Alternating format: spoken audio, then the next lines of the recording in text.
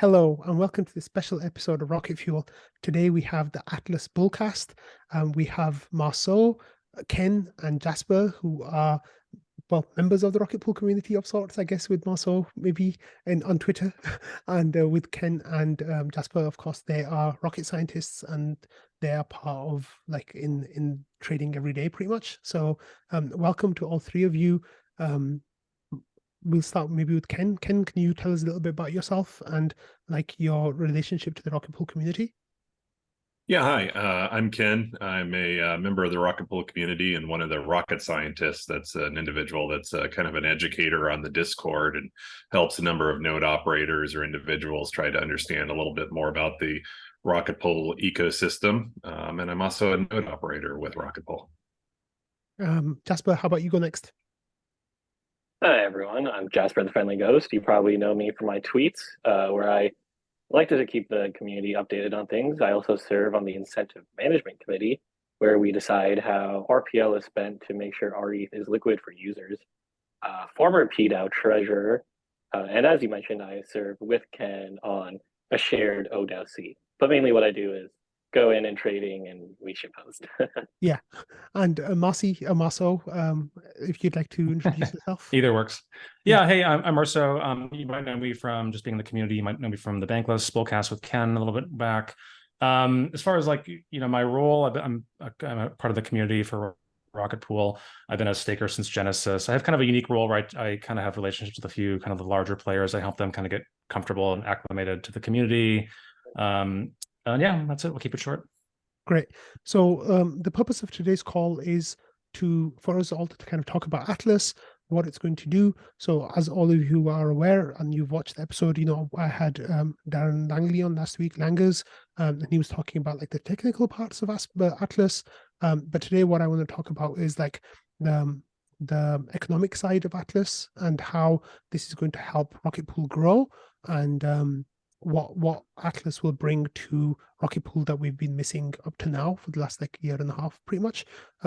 So why don't we actually take a step back and talk about the Ethereum protocol? So Ken, can you tell us a little bit about what happened last week with the Shanghai and Capella Hardfork? What was going on there?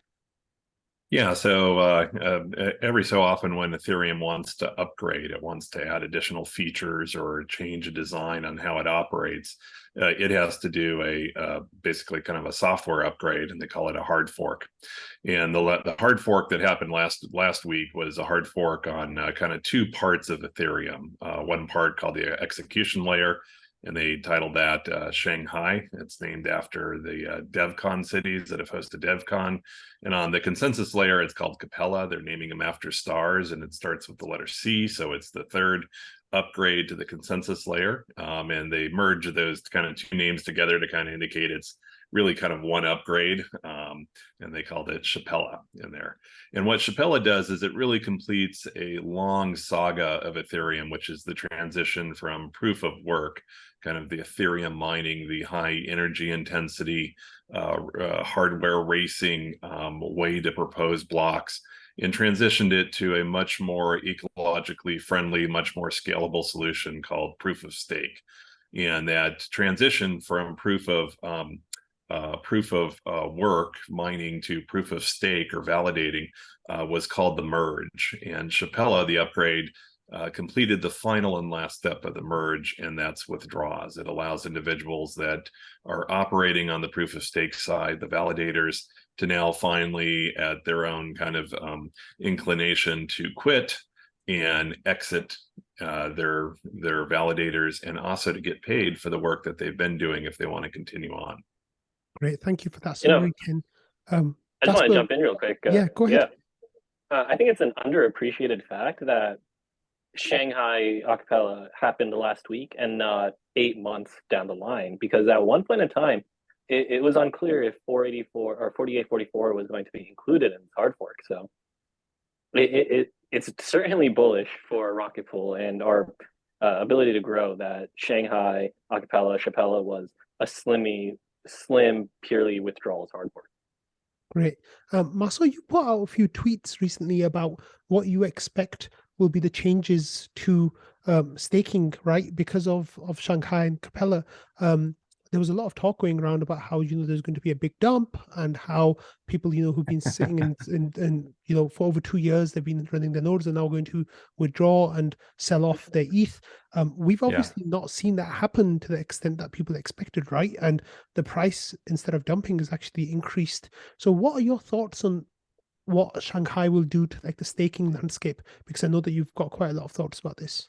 Yeah, I mean, I spent a lot of time thinking about staking as sort of as an ecosystem and as sort of an economic model. And it's been sort of funny because the narrative has been so distorted for what Shanghai was into this sort of like FUD event, because supply unlocks are happening that could hit the market and that could just dump the price. And a lot of sort of popular people carried that narrative forward and made a big deal out of it, and they got probably a lot of followers or whatever. And there's certainly some of that. People are going to get access to their capital and sell it for taxes, or sell it to rotate into something. That's like a thing that exists. It's not totally made up.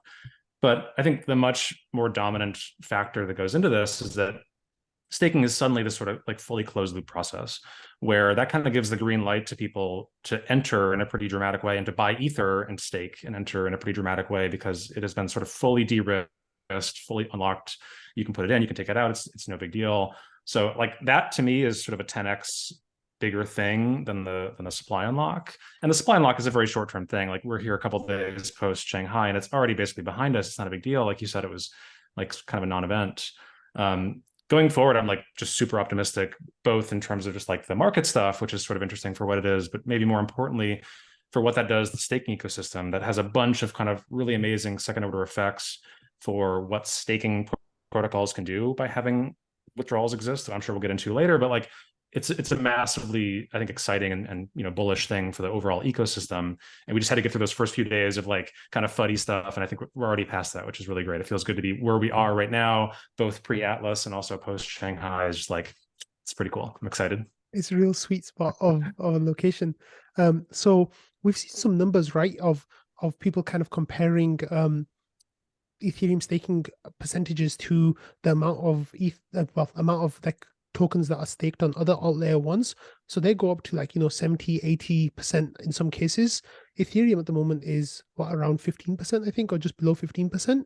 What kind of impact will Shanghai have on those numbers, like in the next, say, 6 months or 1 year? Do any of you want to give your, or maybe all of you can give your thoughts about this, because I know there's widely different numbers that are kind of being thrown about in the space. So Jasper, why don't we start with you on what your thoughts are? Yeah, sure. I think this primarily comes down to how the ecosystem around the liquid staking token evolves within each network, and also how active and useful broadly that network is. So we can take, for example, Cardano, I think is the worst offender here. Cardano, there is nothing to do on the network, and it is very easy to delegate your stake, and there is very little overhead additional cost to the network for having majority of the Cardano stake. So that's a very, very different model than what Ethereum presents, where in Ethereum, every single point is different. Ethereum, there's a lot of things to do with your actual ETH asset. You can go into Aave and lend it. You can go leverage it in Dobex. So there's literally the entire world of money is available for you on Ethereum. And beyond that, there is actually overhead costs to the Ethereum blockchain when the number of validators creeps up. Cosmos is famous for having a very low validator cap because they want single slot finality. Well, we kind of have a similar issue, but just on a much, much, much bigger scale, wherein the higher our validator count goes, the more bandwidth intense it'll be on individual node operators. So we have these three different tensions that all keep our staking rate somewhat tempered relative to other networks.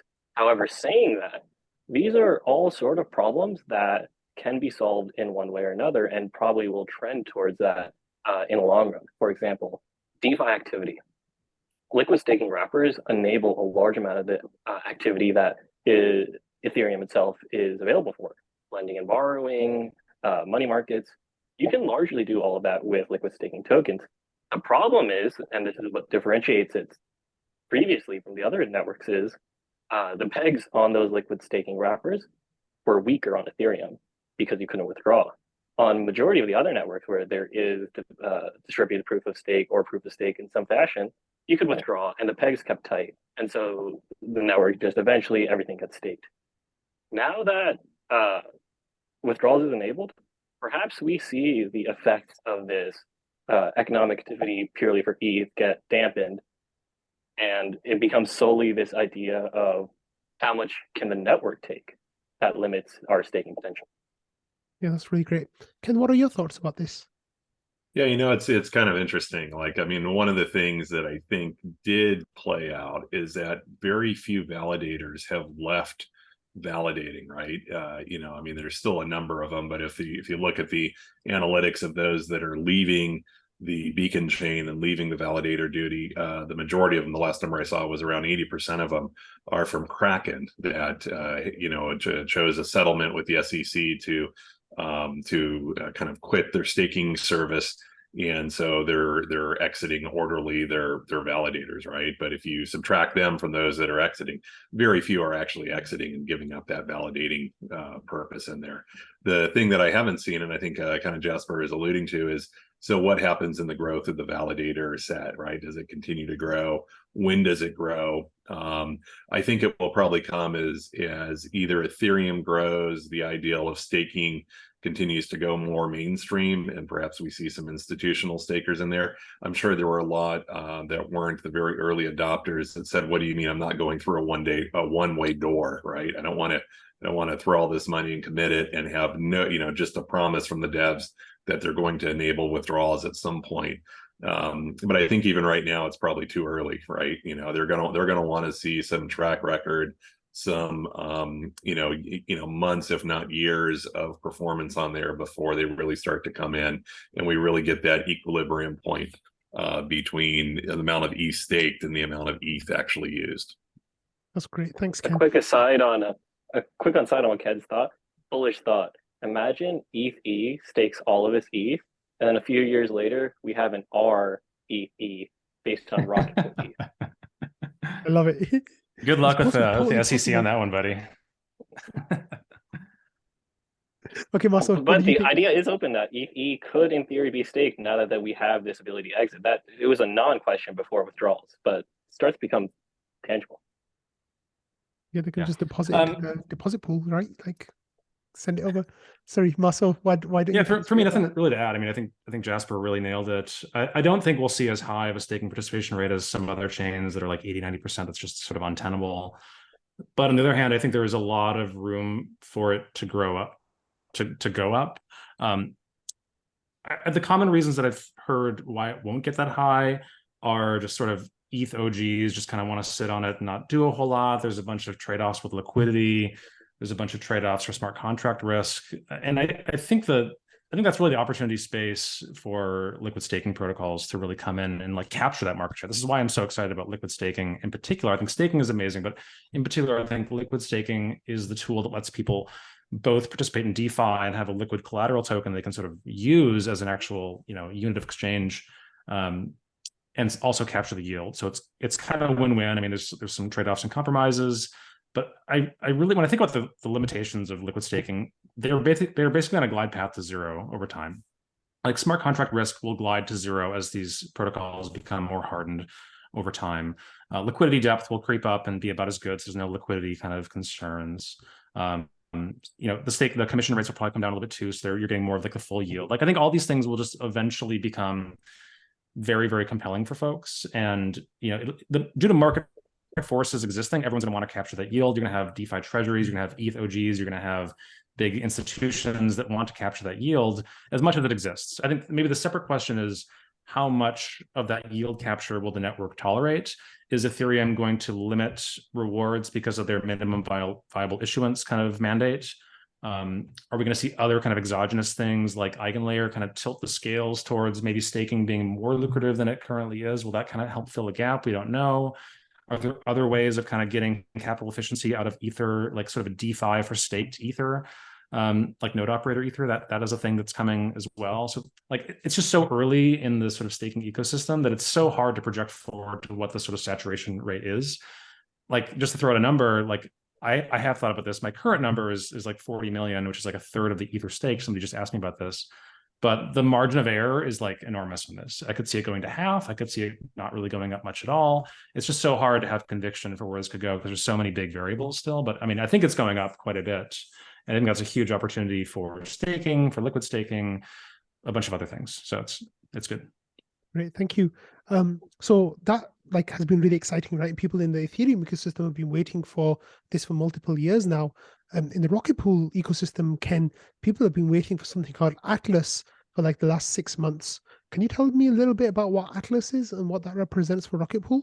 Yeah.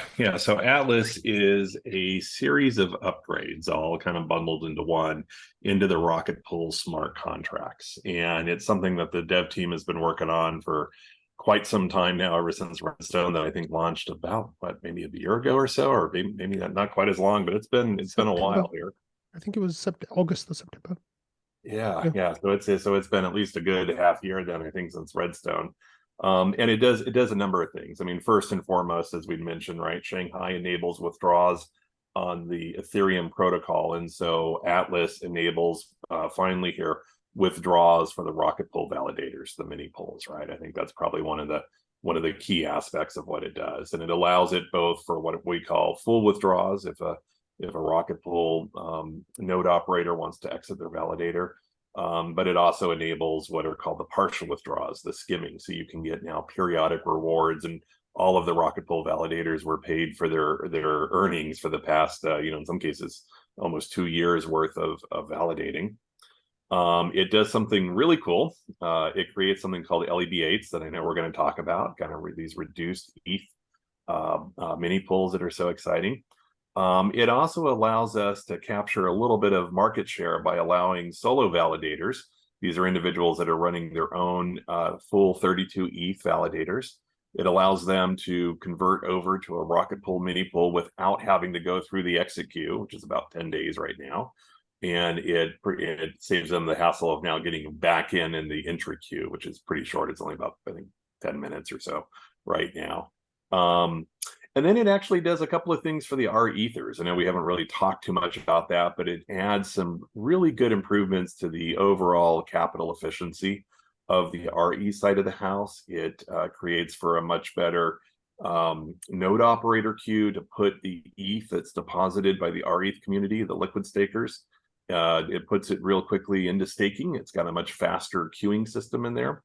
It allows for larger deposits when we have a node operator queue, so we can ingest very large commitments. They don't have to break up their large deposits into smaller amounts, so it gives us some efficiencies there. And last but not least, just a great credit to Keen and the team. They've made some improvements in the gas efficiency, so the overhead cost of actually creating mini pools for new node operators or node operators that convert is much more gas efficient than it was in the past. 40% lower. Yeah, that's a huge difference. I really like the spreadsheet you put out, Ken, a couple of weeks ago, from the gas usage and the cost of all the different transactions you can do. I think that's a really great tool for the community, and I've seen that shared so many times. So thank you for putting that together.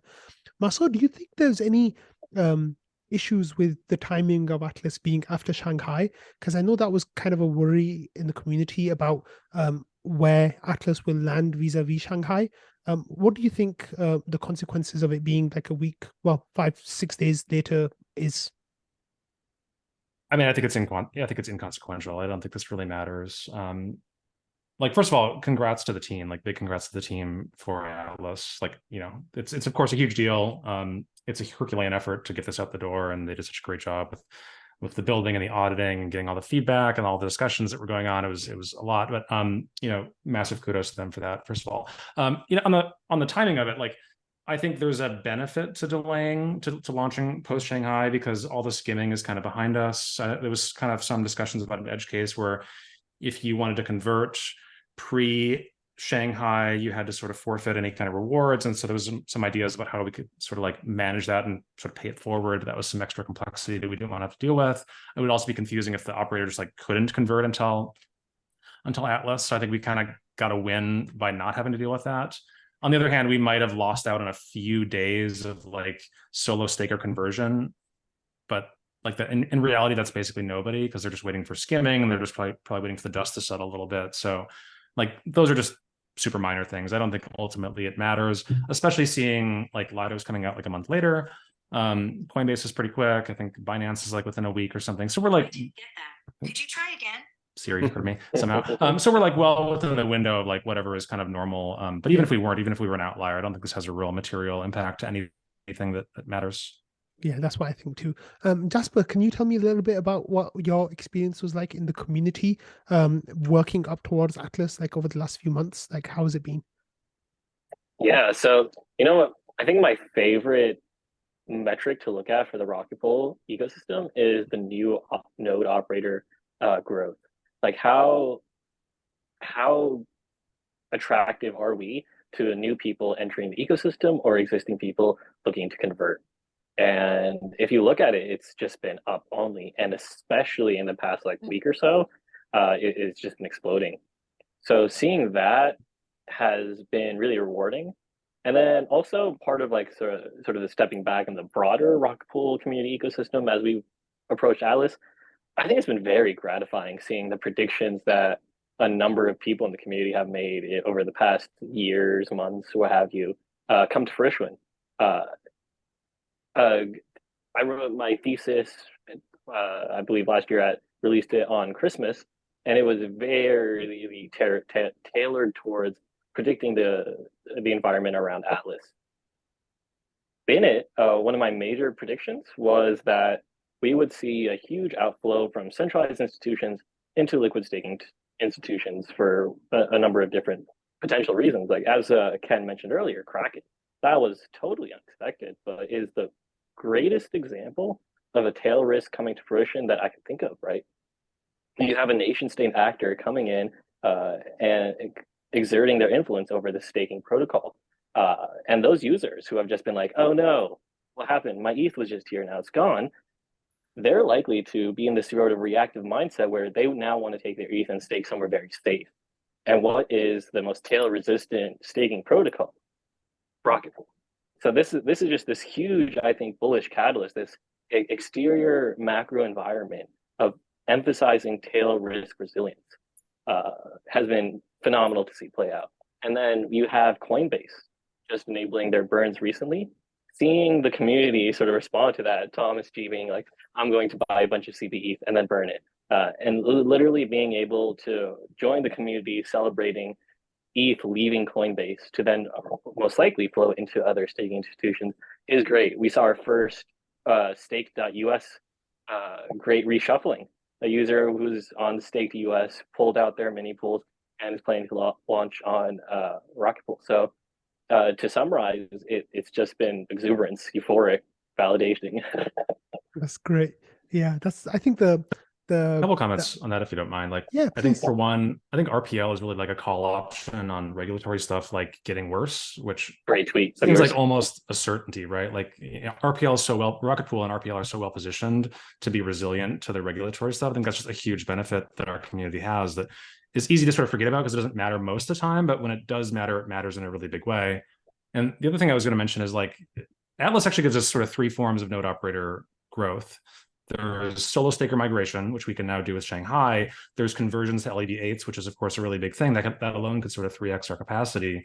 And the last thing is that there's probably people who have just been on the sidelines that have wanted to get into Rocketpool for a while, but haven't because either they knew Atlas was coming or they didn't have enough Ether to participate. So we kind of opened up to a new kind of cohort of people.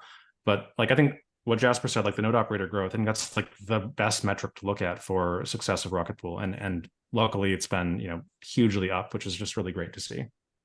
One more thing I just wanted to add on before I forgot. This is in relation to both what Marceau just said and what Ken said earlier. We made node operating secretly way more efficient in Atlas. And I don't think the community really understands this, but the way the queue works has been completely changed. If you're sitting in the queue waiting to have your mini pool deployed, and there are people both ahead of you and behind you, there's a good chance your mini pool is actually earning rewards and being active because of this new system whereby idle ETH in the node queue is used to fuel the mini pools in front of you. So that's I think just a very underrated part of this upgrade. Yeah, there's so many little like hidden features that have been put into the Atlas, like that aren't big spotlight features. that are going to have really amazing consequences in the future. And that's definitely one of them. Like when we are our ETH constrained, like if there's not enough people depositing, then the queue gets long, then we're still working away and it's still growing, which is fantastic. It's going to be really great. Marceau, I want to bring the next question to you, right? There's this idea that Anthony Sassano's been talking about for quite a while, which was like the great reshuffling, right? So over the last couple of years, the staking landscape has kind of like developed in a way that it can't really change. It's kind of become entrenched, right? And the reason for that is because, you know, the withdrawals weren't enabled. So he had this idea that once withdrawals were enabled, then we'd have this great reshuffling. Can you tell me a little bit about like what consequences withdrawals itself will have on the Ethereum ecosystem and on Rocket Pool too? Yeah. I mean, I can't, to be honest. I don't know the answer to that. I'm really curious to find out. But I think the point is super valid. Like we've lived in this sort of artificial market where because you could only stake one way and because there were so few options at the beginning that you just kind of had to pick a horse and just ride it till Shanghai.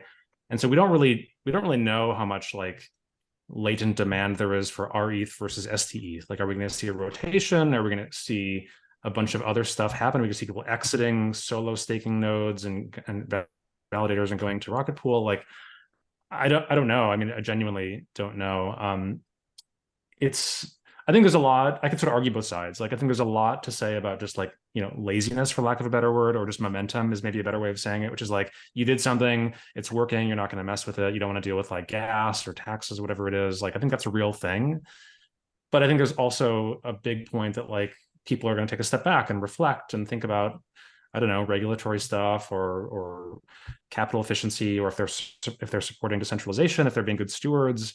So, I mean, you'll see a lot of different people from different corners of the ecosystem like having opinions. I think we'll see some rotation, but I don't know if it's like a small thing that is really specific to like the diehard Ethereum people that we probably already have captured, or is this something that is like a huge widespread thing that we're going to see just like surprise the hell out of us? I don't really know.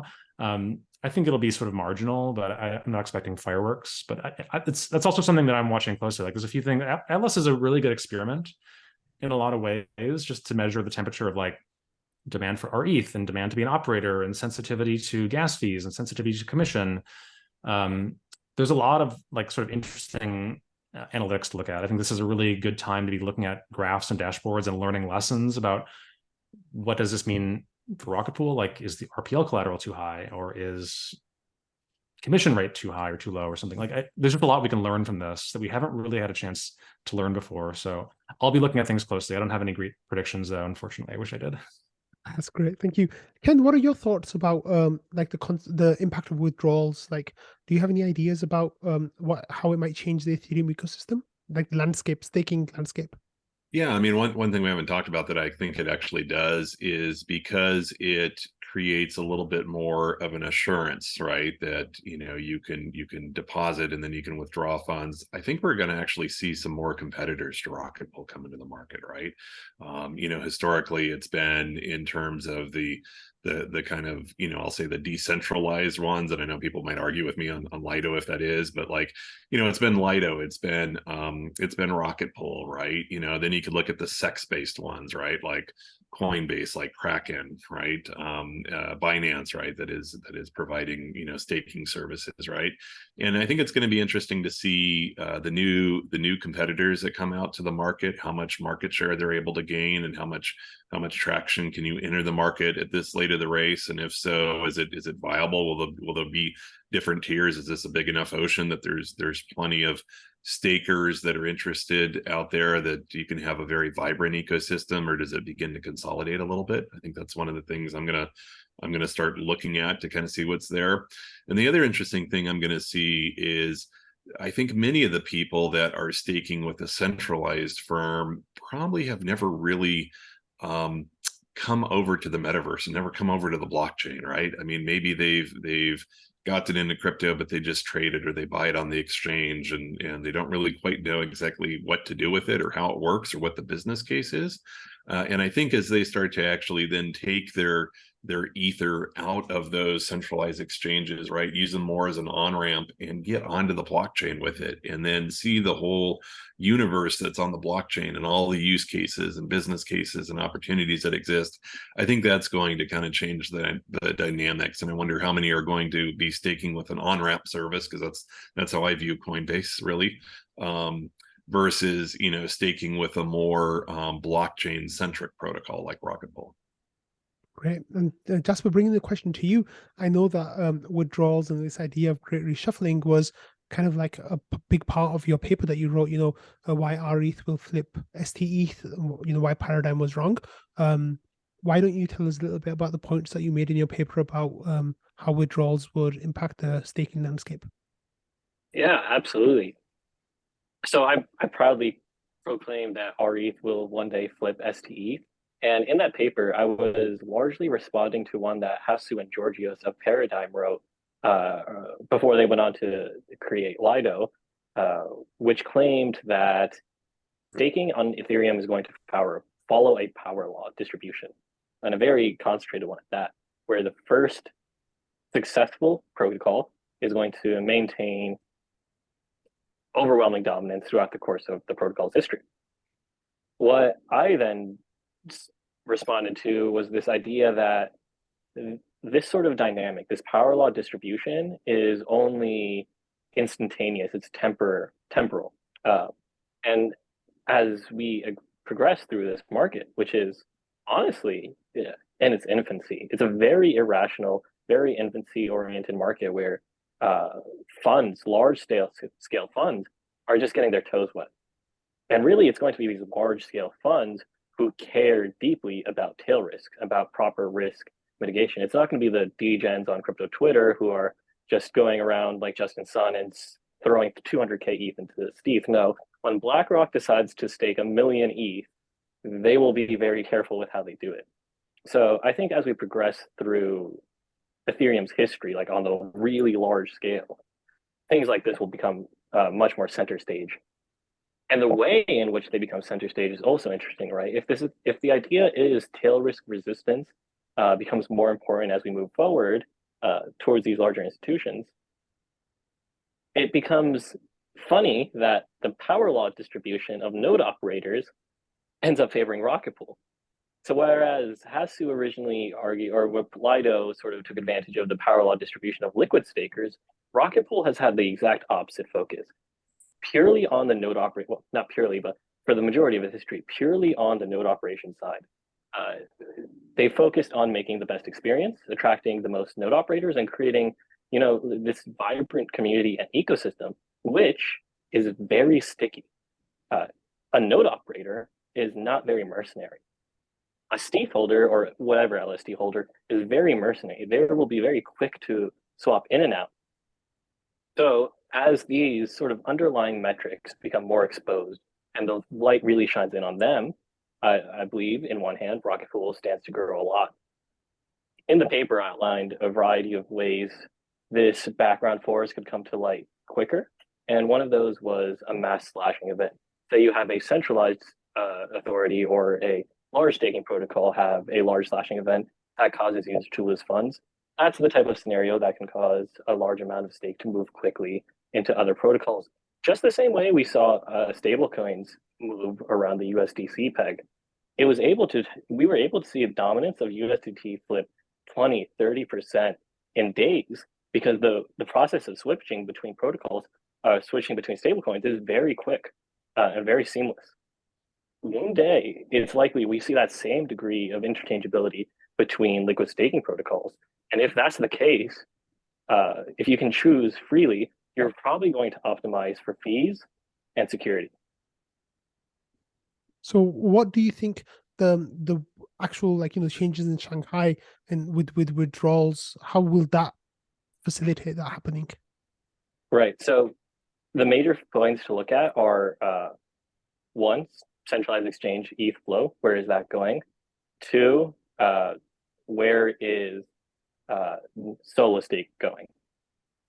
I've hypothesized that a large amount of the centralized exchange flow is going to come towards Rocketpool, disproportionate to how much its current market share is, right? Rocketpool only sustains about 2% of the total ETH market share. Yet in terms of mind share and in terms of like how much it would fit into a risk-adjusted portfolio, much higher. So if we do see this discrepancy in investor ideas, then that obviously will have dramatic effects on the pie overall. And then on terms of solo staker migration, there's this amplification factor, right?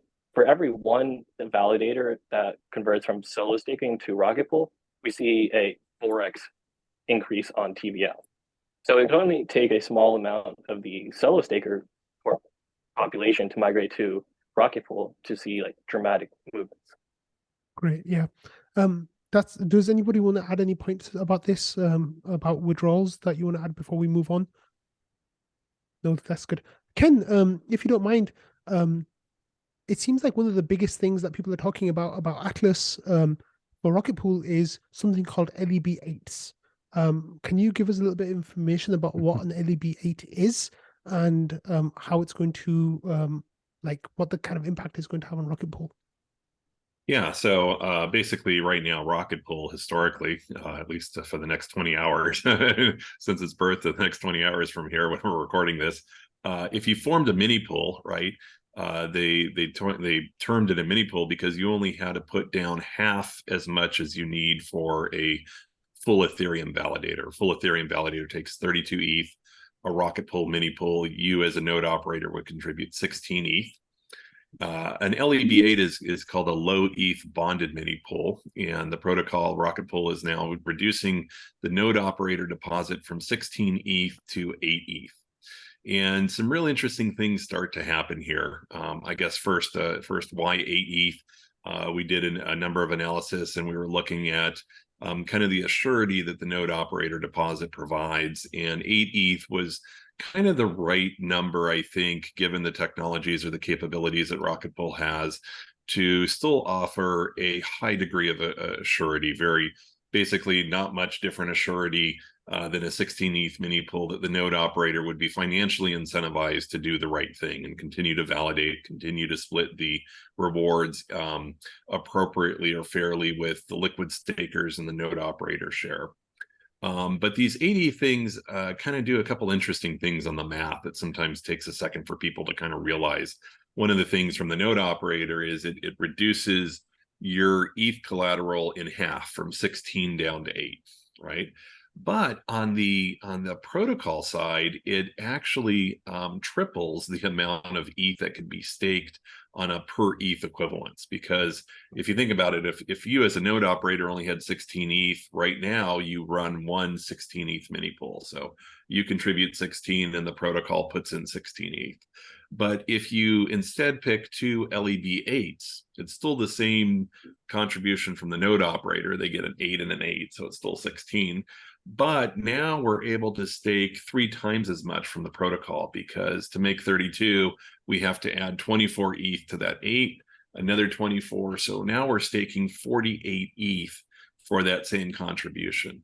And so we start to see a way for Rocketpool to be a little bit more, maybe the term might be efficient in its staking capacity, right? We basically had to bring in as much node operator ETH as we brought in protocol ETH. And so it really somewhat hampered, I think, Rocketpool's ability to grow. We can only ingest or onboard as much liquid staking token as we brought in node operators.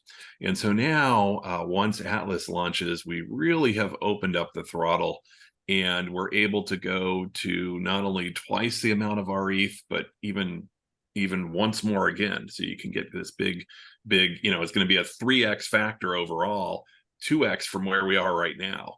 And I think that's really going to allow Rocketpool to grow. And for the folks that are listening here, maybe you've joined Rocketpool in the recent time since Redstone in the 6 months or even 9 months, right? We've been at a point where the deposit pool has been full, right? And I really think we're about ready to enter a period of time. I don't know how long it's going to last, but a period of time where we're going to have plenty of node operator capacity, right? As people migrate to these LEB8s. And we're going to just have a very much unlimited, for at least for this period of time, ability to mint and produce our ETH. Wonderful. Thank you, Ken. Jasper, one of the things that happened last week, maybe the week before, in leading up to Atlas, was the expansion of the deposit pool size. So for the last year, almost over a year, I think it was set to 5,000 ETH. Because of Atlas, there was a decision made by the team and the community to expand that, to basically make it so there's not too much drag, but also so there's a bit of a runway for people in the community who want to convert to LEB8s to be able to use the ETH that's in the deposit pool. We saw that filled up from 5,000 to 18,000. The 13,000 gain happened in 12 hours.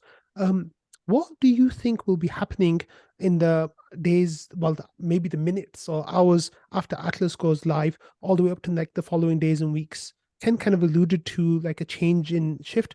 Can you tell me a little bit more about that?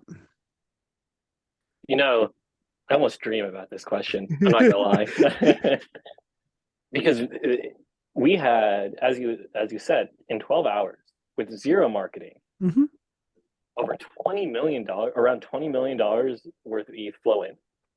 So, what does that mean? In some sense, the rational approach to how we're doing this is that most of our integrations aren't set up to take advantage of our ETH being on peg right now. So as Ken mentioned, our ETH has been at a premium since the merge. It's a very long time. And that's actually very bad for certain types of integrations. Most importantly, leverage staking. It would be super irrational to have gone 10x long RETH when RETH was at a 2% premium. You would literally lose like 20 to 30% of your capital just by it returning to peg, which everyone knew was going to do when Atlas came around, right? And so you had this massive cohort of DeFi users who would have wanted to use RETH, but were economically incentivized not to, especially with the backdrop of things like the CBETH discount, where you could have leveraged long CBETH to get the same thing. So now you have all these arbitrage stakers who want to be staking, but they were just taking advantage of arbitrage stake, who are going to be leaving. And you have RETH, which is now back on peg and likely to stay very, very tightly to peg. What does that mean? Well, in the first few hours, say days, you will have these like insider whales be the first ones to take advantage of the deposit pool. There was a 4,500 ETH whale who did a big chunk of the deposit pool last time.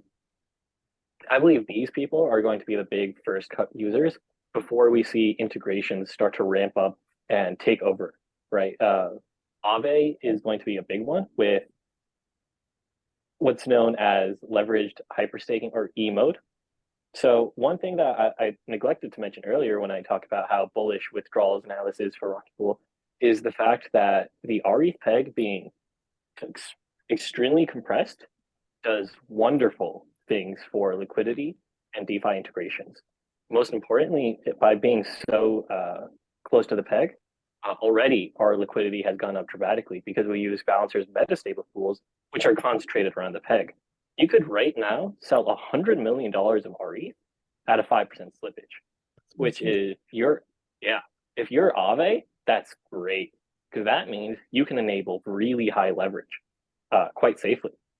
And that liquidity depth is probably up only as we start exploring with even more efficient things like Gamma Strategies, Uniswap V3 managers, and Psalm Finance, who I just recently did a protocol Twitter space, is exploring custom strategies to be even more efficient managing LSD pegs post withdrawals.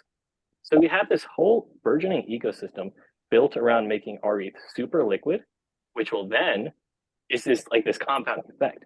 The more liquid RETH is, the more safe it is to leverage. The more safe it is, the more safe it is to leverage is not more liquid. It's just a one-way street. The more liquid it is, the safer it is to leverage. But that does amazing things for protocol TVL as a whole.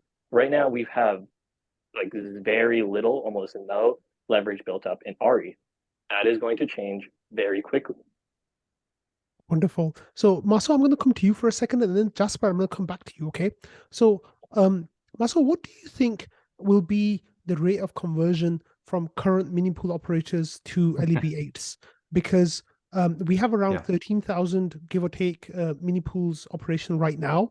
What do you think in the first days after Atlas going live, what do you think will be the number of those that will want to convert to LEB8s? Yeah. One thing I'll preface, like I'm relatively bearish on LEB conversion rates. Like I think compared to the norm, I'm a little bit. One thing I'm a little worried about is like I think everyone is sort of expecting we get like 90% conversion, and I just don't see it being that high for a lot of reasons that like I mean we can get into if you want, but like I think fast forward 30 days post Atlas, I think we'll see 20-30% converted, something like that, which is a meaningful uptick to our ETH capacity, but it's not like a 3x like some people might be sort of thinking. So like we'll see. This is one of those data points that I think we just have to observe closely and ask questions like, why aren't people converting? If they're not, maybe they are. Maybe I'm wrong. Like maybe to back up a step even further, like my overall theory is like I'm semi bearish on LEB conversion, but I'm super bullish on our ETH demand. I think most people are expecting like an empty deposit pool for a long time, like months and months. I think it'll fill up again quite quickly just because I think supply will come in a little bit less than people expect and demand will be a little bit higher than people expect for exactly the reasons Jasper said. I think the sort of leverage trade is huge. Like once we can tighten and deepen liquidity, you can get a much higher kind of safe leverage rate, and you can do kind of really creative things like 10, 20x on our ETH and just capture the staking rate minus the borrow rate. Stuff like that is just a black hole for staking demand, and that can just swallow like an insane amount of liquid staking tokens. I mean, this is going to happen to STETH and CBETH too, but I think Millions that's a hugely, it's literally millions. It's like the black hole that swallows all of this, and people can do crazy things. And as much as you lever up, you can get some crazy like DGen yields, and there's a bunch of risk for that too, obviously, but that doesn't stop anybody. So I don't know, like I'm curious. I think for a lot of people, it's a no-brainer, and we've got a great community that is like already ready for this. They've already got the RPL. They're already over collateralized. They're ready to convert. I'll be curious who follows through. I'll be curious if there's sensitivity to things like gas prices, or if people are expecting, like maybe people wait for an arbitrage.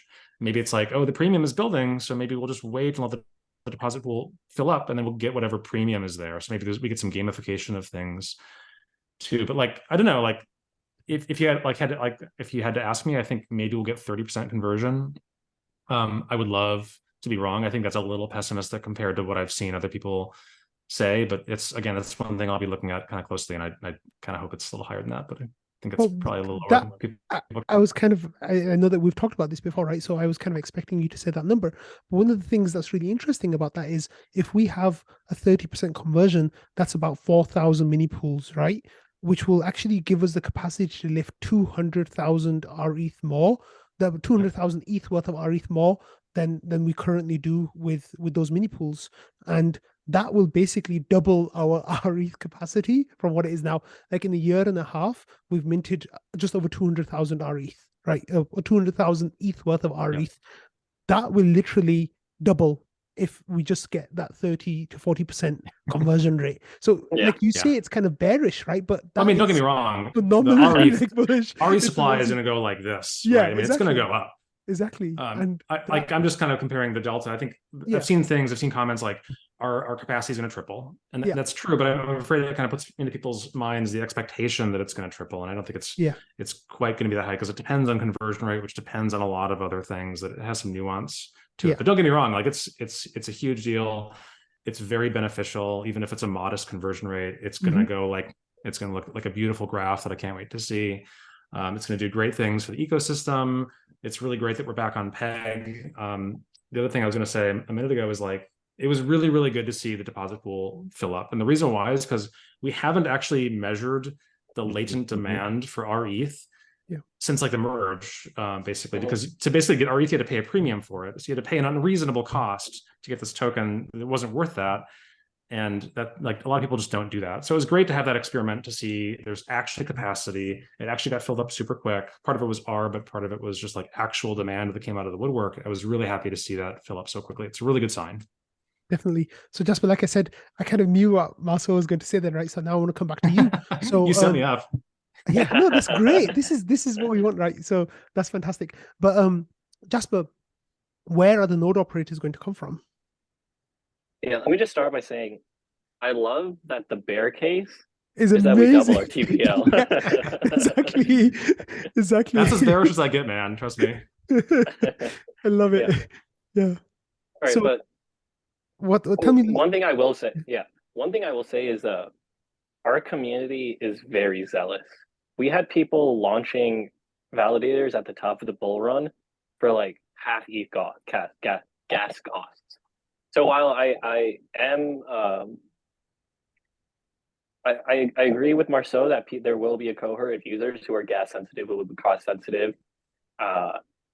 I think there's this huge cohort of OGs who at the beginning will be fairly price insensitive and will want to convert out of just sort of this like I am in this next era. There will also be this rational group of actors who have a decent set of mini pools who see the higher ETH yield, who already are RPL capitalized, who will make that change.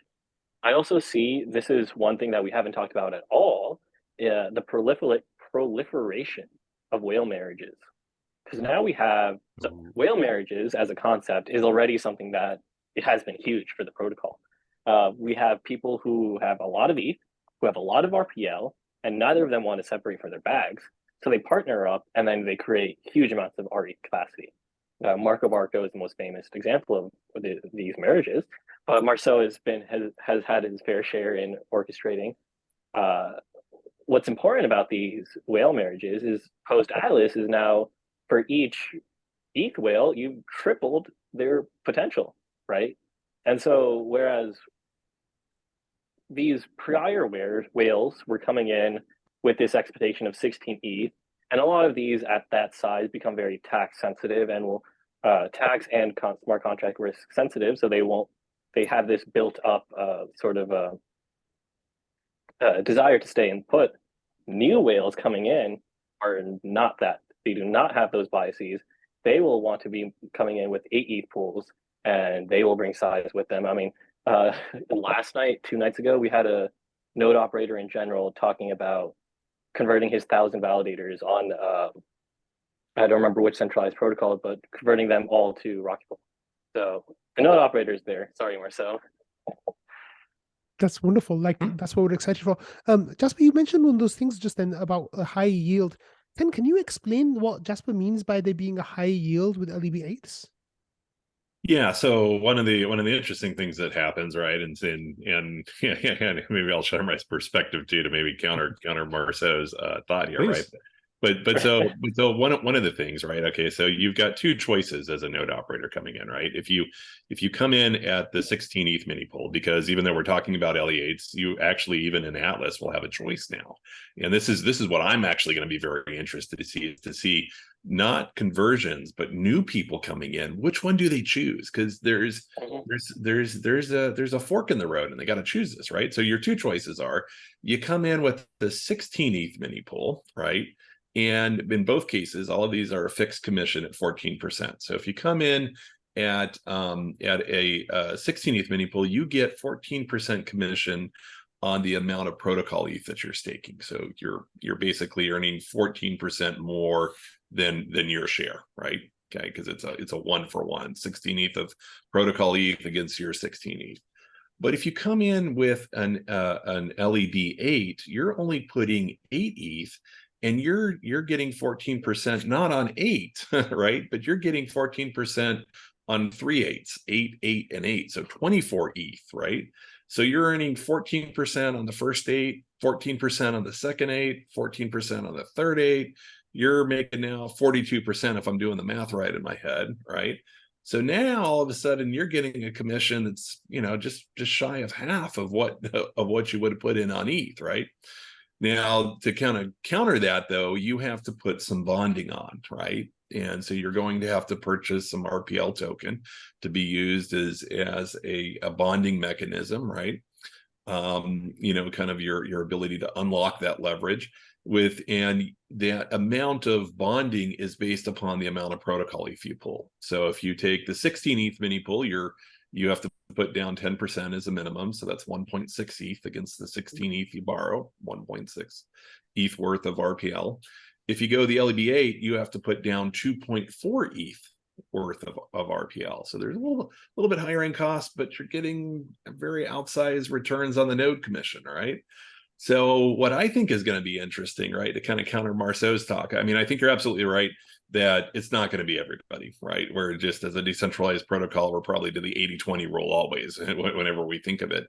But the thing that I'm a little bit more optimistic, I think, is looking back at the smoothing pool, right? The smoothing pool is kind of a trade-off. You're giving a chance at winning the lottery for some, some kind of more stable, but I'll call it almost guaranteed returns, right? A constant earn versus the chance of winning a lottery block. And I think we saw about 70% of our node operators opt in. So maybe I might think it's going to be a 70-30%. I mean, I hope that not everybody apes in right away because of gas costs. I think, the smart move would be, as excited as we are about Atlas, and I'm probably not going to take my own advice. But wait to the weekend when the gas is cheaper. I mean, ultimately, you want to keep your expenses low when you're running a staking. I treat it as a business or a hobby, right? Keep your expenses low and your returns high, and you'll do good. But I think Jasper's right. Many of us just are passionate, and once the floodgates are open, we're in. It's wonderful. And quick question: do you know how long it took to get 50% smoothing pool adoption? Yeah, it took like a few weeks to get 50% Really? of mini That's it? pools. Yeah, Yeah, it was 50% fast. Yeah. mini pools, but the node operators were the lagger basically. So what happened was Right. the bigger node operators didn't convert basically. So that number is different. Wait, it's 50% Other of way node around? Did you mean? Yeah. yeah. Okay. Yeah, so it's 50% of node operators are in the smoothing pool, and about 75% of mini pools are in the smoothing pool. So it's that's right. Is Other that way right? around. Oh, it's the other Other way way around. around Sorry, again. it's the other way around. Yeah, sorry, it's the other way around. So 75% of node operators are in the mini pool, in the smoothing pool, but only 50% of the mini pools are in the smoothing pool. So Marceau, this is a really good point because I really want to bring this up with you, is famously, and I'm so sorry if I'm doxing you here or anything like that, but you spun up a whole lot of mini pools at 5% commission, right? I think that's quite open knowledge in the community. And like also you did not join the smoothing pool right away, right? Like it took you quite a few months to kind of see how things were going. I think one of the key things you were looking at was MEV information and whether the uptake of people in the smoothing pool using the MEV boost software or not was one of the key considerations that you were making. Won't it be massively profitable for basically everyone under 15% commission to convert to LEBs, that it just is like a no-brainer? Like what kind of things are going on there? Kind of. I think you could argue yes. And for the record, I have no hesitation about my 5% mini pools. That like made a ton of sense. I'd go back and do it they were again. amazing. Thank you for that. Yeah. Back in the day, they were hugely important too. Yeah. I modeled it out. I knew what I was doing. It felt good. I was up to like 4 a.m. one night making mini pools. It was like the best night of my life. So math, sure, you can math it out and it makes sense because you're obviously getting a higher yield at a lower kind of capital commitment. So like the numbers support it. If you just look at it from just like a dollars in, dollars out perspective, it's a no-brainer. Totally get it. I think the question that is unanswered is how much RPL sensitivity is there to people? Are they willing to take 30% of their position in RPL? Will people spend buy 3 times the RPL to get 3 times the commission? That's effectively what it is. You're allowed now to sort of 3x your RPL to 3x your commission if you look at the numbers of it. And the community who is like uber mega bullish long RPL will be like, hell yeah, like that's absolutely. I've already got way more than that already. Let's do it. Free yield. Let's go. For new people, it's probably harder.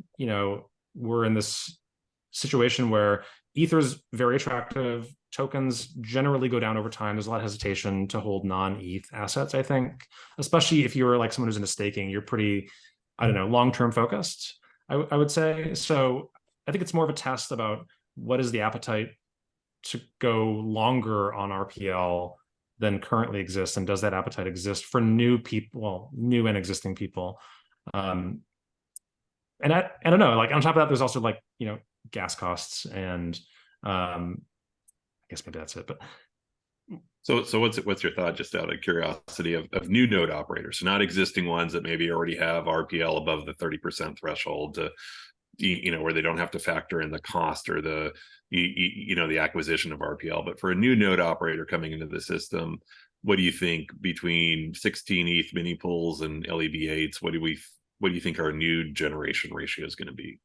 I think it's kind of what I said before. Like sure our existing mini pools are early adopters, so they probably have more appetite for RPL, probably more likely to convert. I would say the conversion of existing mini pools is probably higher than the entry of new mini pools into LEB8s, but like not dramatically, I don't think. I mean, we've got a pretty healthy community of folks who are both super early adopters and kind of more recent folks. But yeah, I think new folks, I agree. I think they have a kind of a hard choice to make if they want to get the higher commission and also at a lower cost too. Like I think having less ether to put up is a really compelling thing for a lot of people. It's a lot of money. So, it lets them put up less money to get a lot more commission. So like, I totally get that's a really compelling thing. The trade-off, I think, for most people is people have very mixed feelings about RPL as they maybe should. So I don't know what their appetite is for that. I've seen mixed things all over. Like every time I go into the Discord, it's like heavy uber bullish RPL. Like why isn't this 100% of your portfolio? And I go to Reddit, it's like, why would anyone hold a token like that? It's like, I don't know. There's such a wide spectrum of people that I don't know. What kind of I think we sorry, if I could just jump in real quick. I think we probably see a bimodal distribution very similar to how our current RPL collateral stake is. Like you have a lot of people at 10%, goes down, and you have a lot of people in like the 100 to 50% range. I think new inflows is sort of going to be, you have a lot of people with a mix of LEB8s and 16s. You will have a lot of people who are just pure LEB8s who don't have the Ethereum requirement for 16. And then you will have a lot of people with just LEB8s with a really high RPL collateralization rate. So I think we have these like groups, and depending on how far past the Atlas upgrade is and how long these new users are stakers, they'll sort of move between the groups. Like my general, I don't want to say advice, but my thing that I've recommended to people is consider starting with a mix, right? And then as your RPL collateralization goes up, you then have the option to convert some of your 16s to 8s. This gives you a little bit of freedom in choosing your collateralization rate and your exposure to RPL that you feel comfortable with, and maintaining this upside ability to increase your commission further once you've sort of established trust. So yeah, I tri-modal rather than bimodal. Yeah, no, I agree with that. I think that's a really smart way to think about it. Like I'm guessing you'll see people who are more towards max collateral will be a much higher likelihood of converting, like 80% maybe, I don't know. And folks who are minimum probably wouldn't, both because they don't have enough collateral, but also because they are by definition less staked and they have less kind of desire to hold RPL. So I think that's a reasonable way to look at it. It'd be interesting to see sort of conversion rates by collateral percentage, because I think there will probably be a very high correlation there, right? It would make sense. Definitely. Okay, so that was a really great discussion about LEB8s. Do any of you have any comments that you'd like to add before we move on and talk about some other stuff here? The one thing I might add in there that Marceau just touched on real briefly is the ideal of a difference, a premium or a discount occurring in the markets of RETH versus the protocol.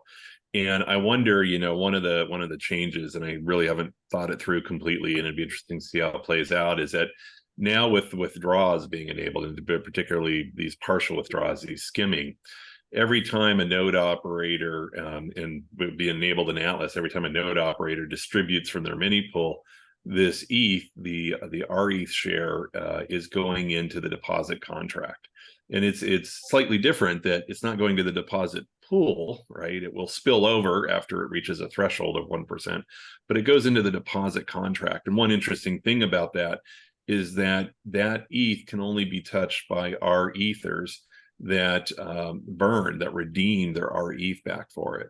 And so I think it's going to act as this large counterbalance to swings in the thing and in the market price, right? Because the node operators can't stake it, only the REthers can cash out into it.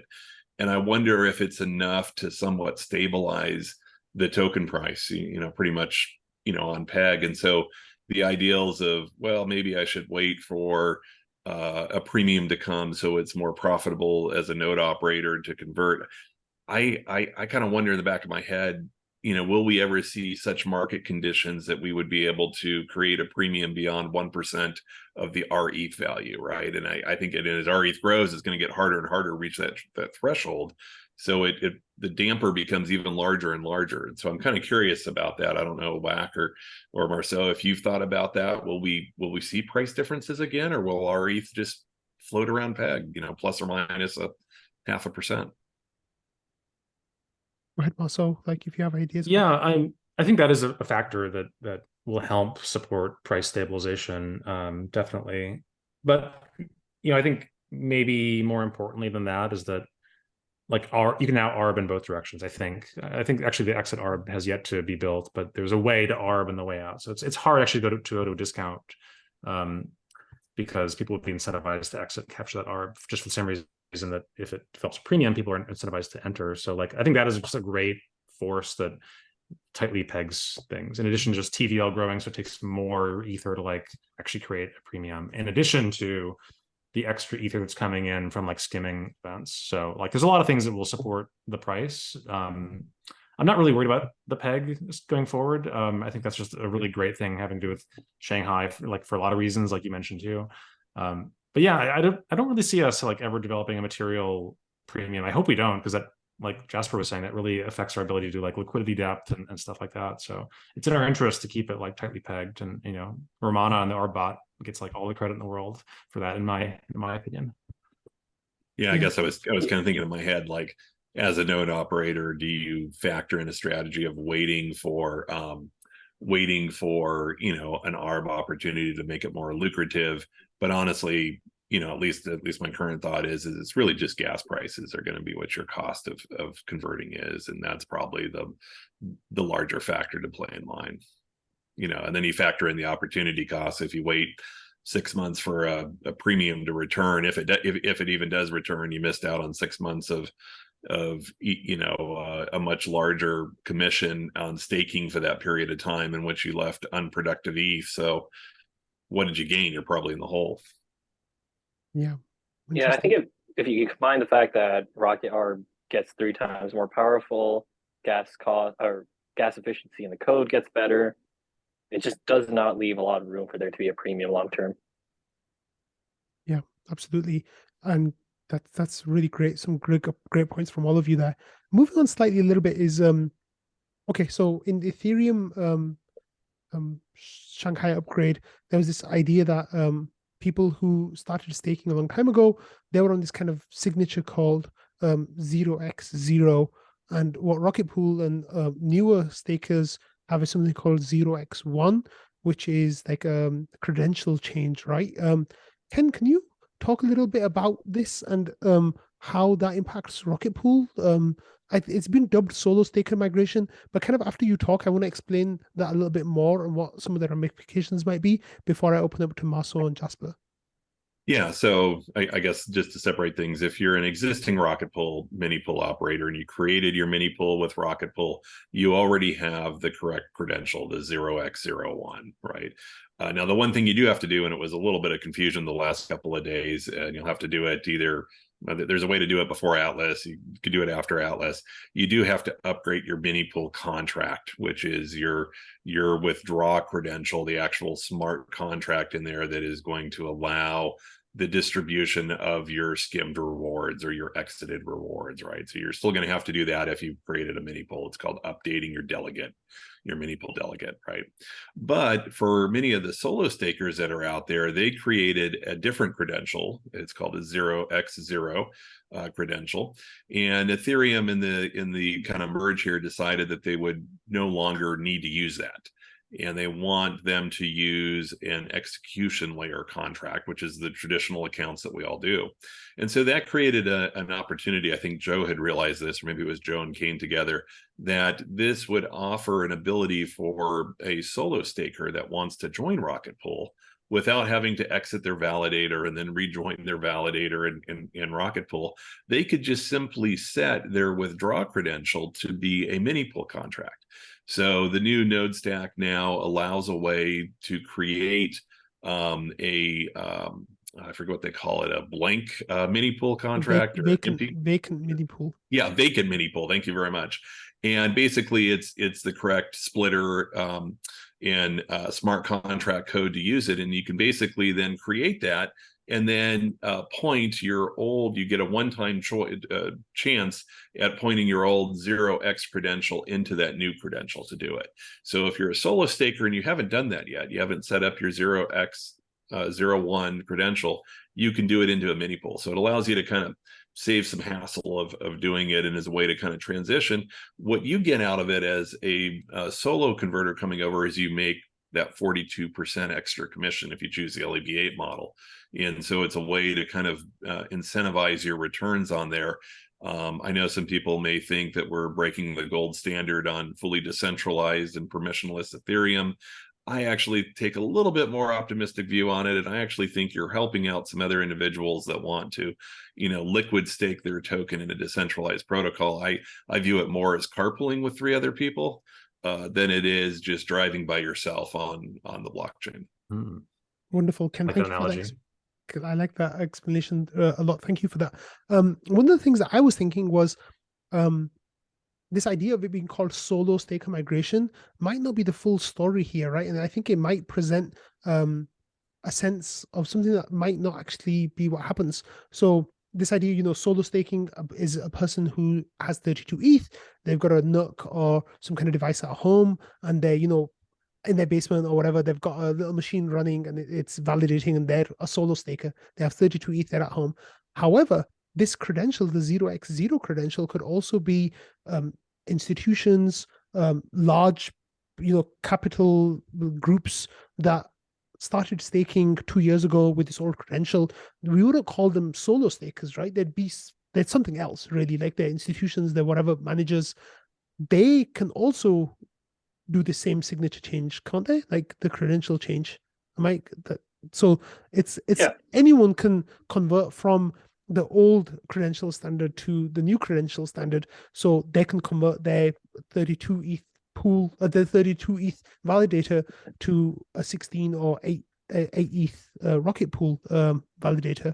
Jasper, what are your ideas about this, and what kind of people do you think you might see converting here in the days and weeks to come? I'm guilty of this myself, often saying solo staker migrations. What I really mean, this broader concept as you describe of this, anyone who's not associated with an existing staking pool or staking entity. And on Beacon Chain's website of staking pool breakdowns, they just call this unknown, which is arguably the best way to look at it. Is this unknown group of stakers who are a mix of, as you said, these home school NUC stakers and these arguably institutional level mini staking pools of themselves, who just simply don't take in outside capital, or they're just not recognized or whatever. These groups are all fair game to begin this conversion. And we've already seen it happen, right?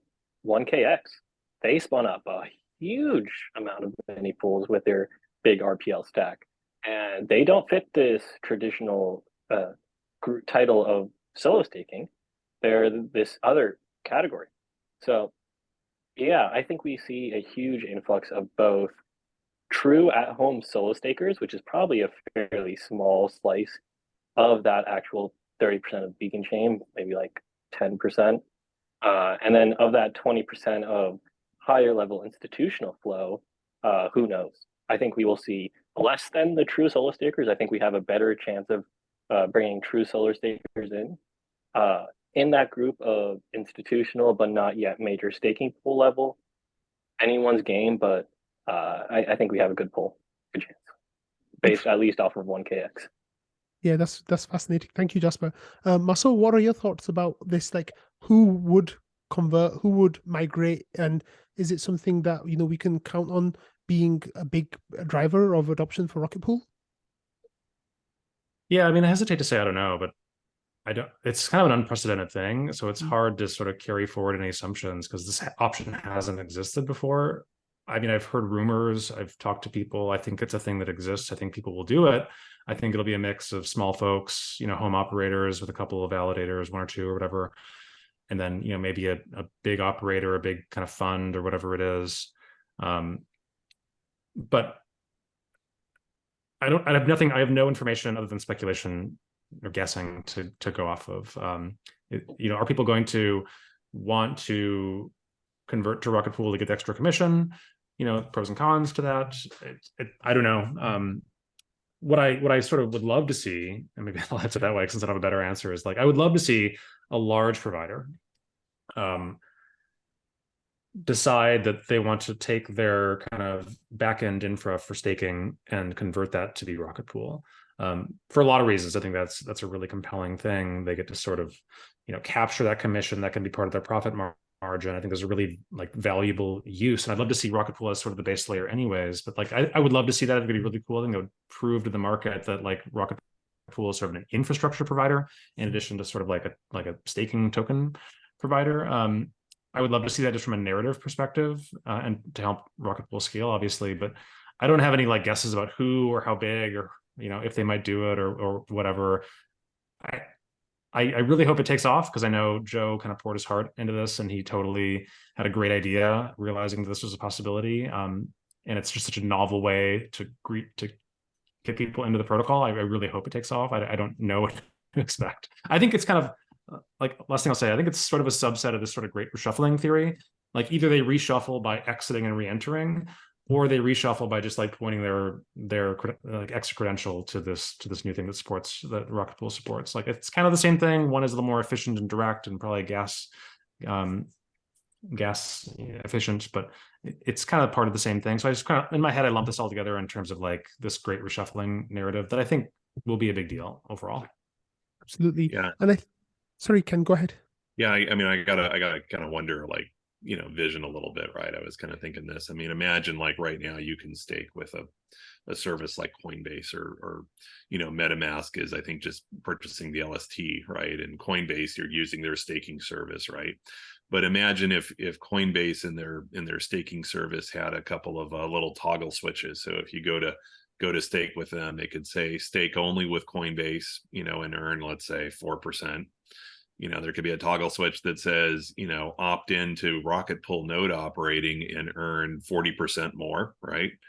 And you can toggle that. And maybe there's another switch after that, something that says opt into Eigenlager and earn 10% more, or whatever their metrics come up. And individuals just staking with Coinbase can turn those on, and they can have it's a little more risky with Rocketpool. You might take some smart contract risk and so forth. And, and the next one with Eigenlayer, there might be some other risk in there, but they can kind of choose how much to kind of boost their staking rewards, right? I think something like that could open it. I don't think that's necessarily just with, the solo conversion. I think it's kind of a growth or integration, kind of like Marceau said, it's an infrastructure. It's an add-on to staking with Rocketpool. Interesting. What's funny is I think this idea of using Rocketpool as an infrastructure layer in the back end is already seeing adoption in DeFi through these staking aggregator tokens like Index Co-op, Unsheath, Urin's new product. All these protocols that sort of they just want to develop things on top of the existing infra layer, and the benefits of that end up pulling down to Rocketpool as the ground. So maybe the centralized real world is just a little bit behind. Yeah, I'm going to come back to that in a second, Jasper, okay? But one of the things I wanted to talk about solo stake migration, or this idea of credential changes, that's a one-off, right? So you can only change that credential once. So what we'll see happening in the days and weeks to come, that will be it, basically. And it'll be a really clear understanding as well of what has happened, because we can see all on chain, right? We'll be able to see that this person came because of a credential change. It won't necessarily be hidden, or we won't have to dig deeper into that, but it's going to be a one-off, and the size of it, I think, in the grand scheme of things, won't be that consequential. It might be a nice bump, 10, 20, 30% bump, which would be amazing. But in the grand scheme of things, all these other things that we've talked about, I think will be far more bullish going forward. One of the things that we talked about, actually, let's come back to that. So as you all know, I hope you all know that today Rocketpool hit its all-time high against the US dollar. Right around mainnet launch, 18 months ago or so, it hit $59.46. Today on Binance, it reached $65 and, okay, this is really embarrassing because I'm the keeper of the all-time high, $65 and I want to say 42 cents, somewhere around that mark. I But think it was lower. yeah, somewhere around there, $65 something. Anyway, we hit all-time high, right? So there's obviously like this huge buzz about Rocketpool right now. Like, what kind of things have you all seen that might be different from, like, the buzz that you've seen before? And do you think this is just hype? Is it sustainable? Marceau, I want to start with you because I feel like you get information from places that the rest of us might not do. What are you seeing there? Yeah, that's maybe giving me a little too much credit. First of all, I love the way that you're the keeper of the all-time high, and I love that it happened today when we're having this sort of like Bullcast. That's so amazing to me that, like, out of coincidence, we scheduled this like weeks ago, by the way. Yeah. And it just happened that like today kind of blew up. So it's super cool. I love that we're talking about this today. I mean, I think it's pretty simple. Like, just, liquid staking kind of catches a bit every once in a while, gets some energy and some enthusiasm. And I don't actually know what happened today. I was kind of busy a little bit today, but like, I assume there was some kind of narrative. I assume a few of them kind of pumped together, but it's clearly just, awareness of Atlas being a thing. People probably want to try to front run some expected demand that is coming, or they're planning on staking themselves. So it's either speculative or it's just they want to actually stake, which I hope they do. That's, it's hard to say like why people do things. Why does the market move? I mean, I don't know. I don't really care about the speculative stuff. It's sort of net neutral. What I really want to see is that RPL get bought and staked. That is the measure of success. It isn't like speculation going up and there being a narrative about liquid staking. That's great for like a couple of days, but usually what happens is like there's a narrative, it goes up, it wears off a couple of weeks later, and then things go back down. It's kind of like sawtooth on the way up. So really, like, I look at success as protocol growth, which is RPL being staked, which is RPL number go up. So like I start with protocol growth. That's the only thing I care about is, can we just grow this protocol? And then necessarily out of that, you get things like more staked RPL, more demand for RPL. That's like what causes all of this, or what we're looking for with the all-time high and stuff like that. But like, I'm really bullish. We actually haven't been that bullish in this episode, which is kind of funny. Like, I'm, by the way, super bullish on Atlas because it creates this huge structural demand for RPL by virtue of increasing the growth of Rocketpool. Like, that's what we want. We want to grow the protocol. We want to increase the capacity or the supply of our ETH, which of course does the other stuff we want too, which is like demand for RPL. But like, the coolest thing about Atlas is that just it gives us more headroom. We can grow into it. We can 3x our supply. We can get a whole lot of new operators. We can cater to new people who don't have 16 Ether. It's like all good stuff, and I'm super excited for that. But I don't know what happened today. If you're asking about it today, I don't know, man. It's just hype, I guess. There's a lot of hype around at the moment. Jasper, what are your thoughts on what's going on right now? Yeah, I would love to talk to this. First and foremost, huge shout out to Mav, to Nick. So most people probably are not aware, but before Nick was hired, he would post some of his own personal writings on his blog talking about grassroots marketing and how Twitter and how the crypto ecosystem is almost entirely built around grassroots marketing, not just for like the degen sphere, but all the way to the very top of the institutional layer. They all funnel around through what's ultimately a smaller subset of individuals doing the marketing.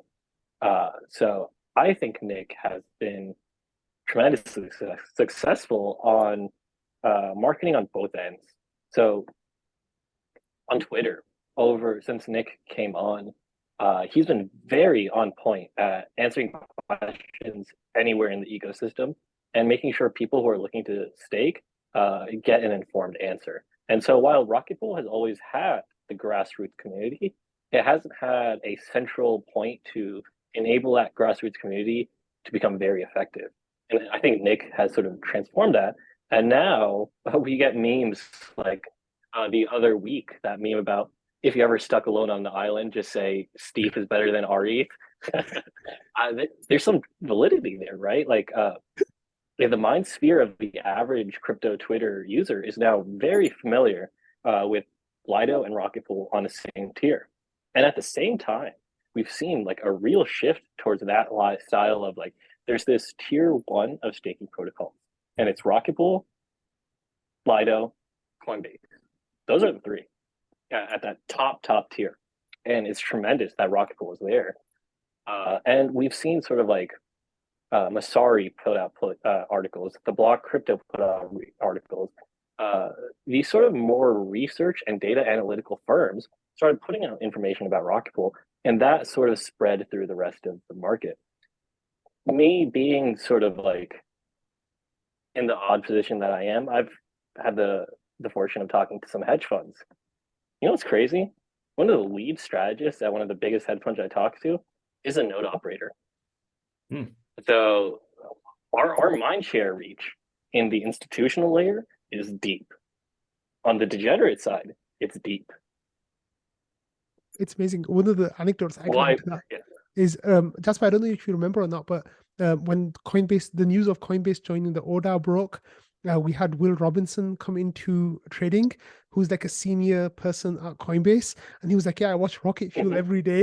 And I was like, "What is this?" It's just like the most amazing moment. Like one of my favorite moments of being like hosting Rocket Fuel was that moment where he's a node operator, right? He said he's been a node operator for over a year. And it's just incredible, like absolutely amazing. So that is really, really great.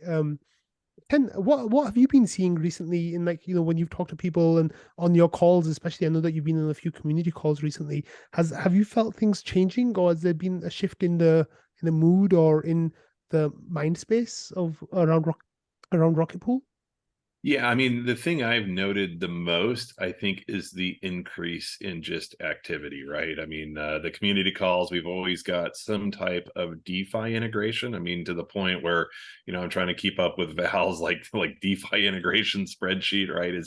It's too much. The protocols, it seems like every week there's some protocol that's either integrating or adopting our ETH as part of their platform, and I think that's great. I think that's got to be part of our future success of Rocketpool, is that continued integrations.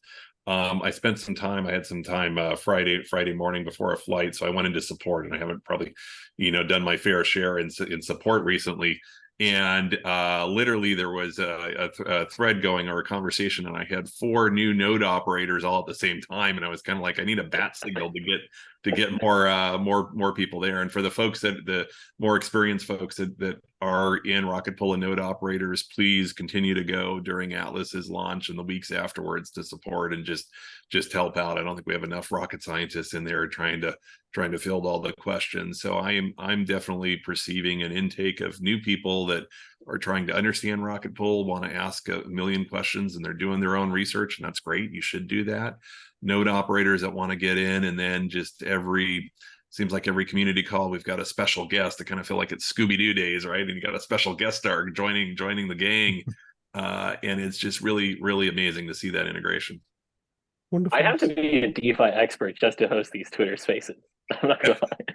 Yeah, it's a new DeFi integration every week. Like, it's a difficult one. It's amazing, and there's all doing like these really novel things, and like, I don't know, like, what's going on. I have to like spend so much time just like trying to figure out what it is that they're providing, what service they're doing, and like how they're offering this leverage and yield and stuff. It's remarkable. It's just Did anyone realize we have a Cosmos-based project that was on the call last week? Sommelier Finance is a Cosmos project. They use our ETH, but they do all their compute on Cosmos. Oh, really? The breadth of the Rocketpool ecosystem is just, well, and why? We actually haven't talked about why. The Chainlink Oracle's finally on live. We've been working on that thing for years. And now we have a true source of authenticity for the RETH price that anyone can use, that's standardized across the entire ecosystem. And of course, since then, our integrations have been up only, and will continue to be. Yeah, I feel great to hear. I mean, like, I usually consider Jasper and Whack here to be like experts in DeFi, and I don't really consider myself there. So it's great to hear, because I'm usually spending a couple hours before each community call to understand the guests, so I don't ask stupid questions and I can understand their response. So thank you for sharing that. Yeah, to tie together a few points, which are, I guess, admittedly Jasper, is like, Rocketpool has a really great moat in terms of just brand recognition. They really are like a top tier service. Totally agree. It's like the trifecta is like Coinbase, Lido, Rocketpool. It's like everyone kind of sees those as the market leaders. That's a hugely powerful thing.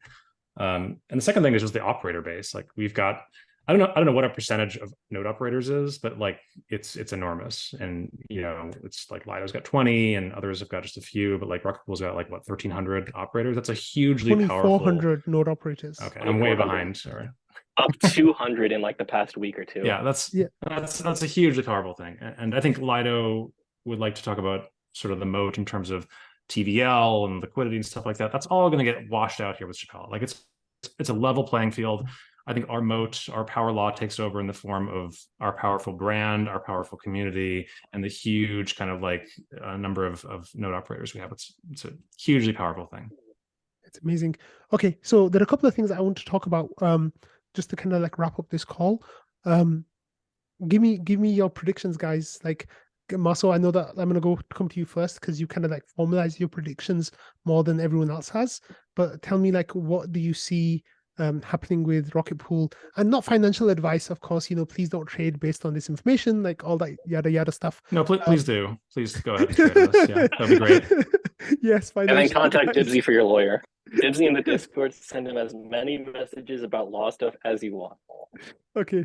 We've got him on retainer. So Marceau, let's please take center stage. Shine now. Yeah, I mean, I think Rocketpool's in a great spot as far as a growth story. It's clearly been held back very dramatically by node operator capacity, which is changing. It's at least a 3x, as far as potential for capacity with Shanghai. So that like we could theoretically triple our market share like overnight if we sort of had good conversion rates. It's a huge thing. Not only the conversion, but like the new operators, the reshuffling of capital, the potential of like the solo staker migration, the potential of like enterprises. There's a lot to be excited about as far as onboarding and creating capacity. And then the flip side of the two-sided market is creating demand for our ETH. I think we'll also see that for other reasons, but like I think there's a hugely powerful kind of growth story for Rocketpool ahead of it. We're at like 2% of the market right now, which like it's a lot. I mean, kudos to the success for getting where we are, but I also wouldn't be shocked if in a year from now we're at 10% market share, 15% market share. If we are one of the top 3 staking providers, which I think we are, that is very kind of like consistent with that, I would say.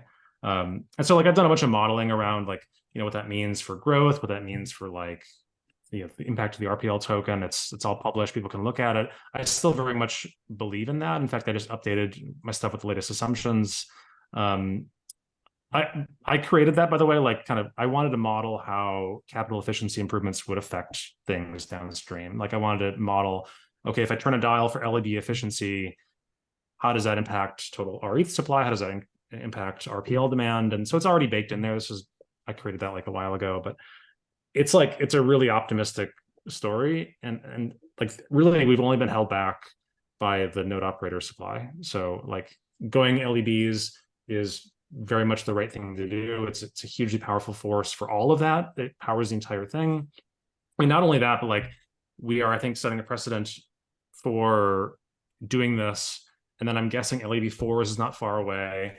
I'm guessing other layering solutions on top, like NodeSet is a popular idea that I have a ton of conviction in. I think they're coming and provide a lot more scaling solutions as well. I think there's a lot of other stuff that's coming that we haven't even talked about. There's just so many cool things. But like, I mean, I can share numbers if you want, but like all that I think tells a really great story about Rocketpool's potential to grow, which means, demand for the ecosystem, community members, growth, RETH demand, token stuff. It's all a really good story. Absolutely. Jasper, what's the path for flipping ST? I'm glad you framed that question like that, because I just want to say I don't like talking about price, and I think you never really need to talk about price when you think about Rocketpool. If you do it purely from a philosophical and protocol-oriented, Ethereum protocol-oriented perspective, you just come to the logical conclusions about Rocketpool should be a top-tier staking provider. Rocketpool, if it is a top-tier staking protocol, as Marceau described, it deserves to have a top 3 staking protocols share of the market. And how do we facilitate? How do we get to that step? The path is pretty clear, right? We have the tools available to us to work on the capital efficiency of node operations. We went from 16. We went from, in the most capital restrictive form, in the highest smart contract risk, right after the Luna depeg, launching at the top of the bull market, In all of this purely negative macro, we established the top brand in liquid staking. And now all that negative macro is peeling away and being replaced with macro that favors that. Suddenly, tail risk is being brought into the news. Suddenly, withdrawals is skinny. It's quick. It's here and already, right? We've had a bunch of bullish factors that we've all talked about and sort of saw coming, but then we've had this huge other cohort of bullish factors that no one saw coming. No one saw Kraken being forced to shut down, right? And so I see only an up-only trajectory in terms of market share. It seems very hard for Rocketpool to lose market share in the near future. How are we going to get there? We're at the very beginning stages of a wide expansion across chains, right? Like people only really talk about RETH on Ethereum, but Arbitrum just flipped Ethereum for daily transaction volume, and we just launched our first Prime market there, right? What happens if RETH's market on Arbitrum one day surpasses Ethereum's? And at the same time, we're launching on Polygon, we're launching on Optimism. ZK rollups are in our purview in the near future, and then we'll have cross-chain arbitrage. Like the ecosystem building around crypto in general is focusing on liquid staking derivatives. Like this entire broad Ethereum ecosystem is built for RETH in a weird way. So just to conclude, it seems things are, no matter how bullish we were insufficiently bullish. A good line. I Love like it. that. Love that line. Ken, tell me your thoughts. Like, what are you thinking?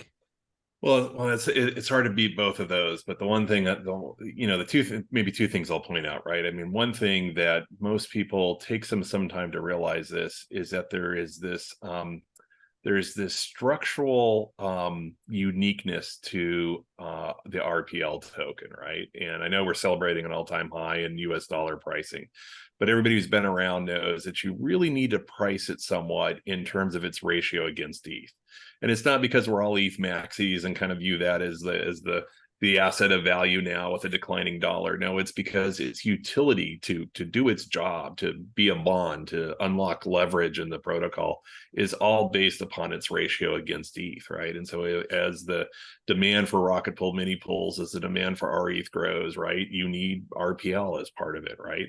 And so it will increase that ratio. And if you happen to be an ETH maxi, if you happen to believe the value of ETH goes up, well, then so be it. Then even better, you get a win-win, right? You know, what I'm more interested is watching the ratio of RPL as measured in ETH, right? And if the ETH price goes up, well, that's just an added bonus. So today's all-time high to me, I think is just kind of icing on the cake really for it. The interesting thing, though, and I know we've been focusing entirely about Atlas, but Atlas is kind of yesterday's new. I know we're going to launch tomorrow. It's going to be fun. We're going to ride it, right? But we, like, especially inside the community, we've known about these things. We've been testing the things on multiple test nets, right? You know, so we've kind of seen it for it. What I'm actually even more bullish on is we had a conversation on one of the last calls. We had Langers on the call, and we were saying, so what's next? Obviously, the team needs some R&R. I think they've been burning the midnight oil to get some of this stuff done. They've got to refresh, but really they want to start involving the community in the roadmap. And so just in trading in there, I kind of asked the community, I said, what should we be working on? And literally the thread lit up, and there were so many unique ideals of kind of what's next for Rocketpool. I kind of thought we're in a hard spot where there's more that we want to do than we can possibly even do in the next release. But some of them I think are just going to be absolutely amazing, right? Further reducing the collateral, using DVT, maybe not to make accessibility in terms of affordability, but to improve the attestation performance, right? So you can still maintain your leverage. The one other thing I think that is absolutely going to grow is the staking as a service, to really keep, to allow a more institutionalized separation of those that just want to contribute ETH and those that are willing to contribute bonds and RPL. I think those things are really going to be what starts to accelerate the protocol much more than even what we're talking about at Atlas. I'm really happy that you mentioned that, Ken, because one of the things that I wanted to finish on was saying that, this is just a stepping stone towards ever greater things. And, we are having this call today because we are all extremely bullish about Rocketpool going forward. But the thing that I'm most bullish about is that there's so much that's still going to happen, that's still going to come. This isn't a protocol that's ossifying, right? This is a protocol that's undergoing rapid growth and like really, really smart iterations on the way it sees itself in the Ethereum staking ecosystem, and like developing really cool tools like that are not only going to position Rocketpool in a stronger position, but also kind of see what rivals are doing and what like upstarts are doing, and positioning ourselves against that as well. Because you mentioned that there'll be LEB4s potentially coming in the future.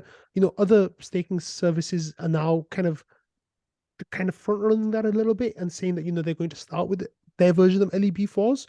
But that doesn't mean that we don't have to go there either. Like we can absolutely go there. We can absolutely integrate DVT, like shared staking, squad staking systems, to improve our performance. We can definitely proliferate like marriages. Like I was talking to Romano a couple of days ago about open sourcing the marriage contract that he wrote. That because I'm married to Romano in that way as well, right? I think you all know that we share a node where I provide the RPL, he provides the ETH. I think that's going to grow massively before stuff like NodeSet comes along, which they're kind of positioning themselves like as a layer 2 solution for Rocketpool's growth, which is absolutely amazing. Especially Jasper, in the comment that you made about Arbitrum overtaking Ethereum in terms of daily transactions. I honestly can see a path where NodeSet like overtakes Rocketpool's mini pool and node operator. Well, node operator they're going to inherit, but like the mini pool count potentially as well. All of these things are things that are going to come, right? Like we haven't maybe started, we're just beginnings of research that we're starting on these things. But that's the thing that I'm most bullish on, is that, we are not resting on our laurels. We're not taking victory laps. When we do take a victory lap, it's just like, hey, this is really cool, but like what's the next thing? Like we're not stopping and celebrating. We actively want to keep growing and providing the best possible staking service for node operators, for our ETH holders, and for the Ethereum ecosystem. Like one of the things that we haven't mentioned is the reason why Rocketpool has established itself so well, and vis-a-vis these services like Lido and Coinbase, who have far bigger market shares than us, is we have those values at the core of the protocol that others don't. Like none of the others do. The values that align itself with the Ethereum values the most of all, like decentralization, open source, trustlessness, permissionlessness, all of that amazing stuff. These are the things that I'm really bullish on. So sorry about the little rant there, but why don't you all like give me like a final summary of like your thoughts, and then we can wrap up this call. So Ken, I've been starting with you most of all tonight, so I'm going to start with you again now. Tell me what your thoughts are. Yeah, I mean, certainly, I think Rocketpool is much more than just Atlas, and it's just much more than just staking or providing security to the Ethereum system, right? I think it's very much a community, right? I mean, what other discords do you have in DeFi or the Ethereum space where just if you skip a day, there's literally 1,500 messages all about the protocol? What other protocol do you know where there's a show that's done 5 days a week, just as long as the Daily Gwei, that is entirely just talking about what happens on that one protocol? And I think those two things alone, the community and just the amount of content that you're producing, is one of the absolute reasons why I'm so bullish on Rocketpool. Jasper?